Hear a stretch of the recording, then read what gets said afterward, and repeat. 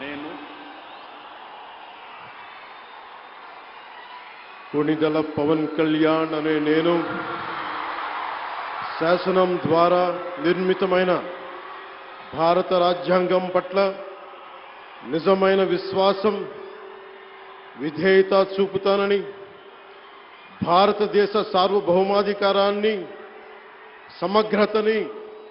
కాపాడుతానని, ఆంధ్రప్రదేశ్ రాష్ట్ర మంత్రిగా నా కర్తవ్యాలను శ్రద్ధతో, అంతఃకరణ శుద్ధితో నిర్వహిస్తానని, భయం గాని,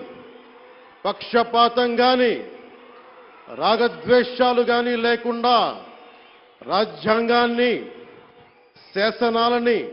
అనుసరించి ప్రజలందరికీ న్యాయం చేకూరుస్తానని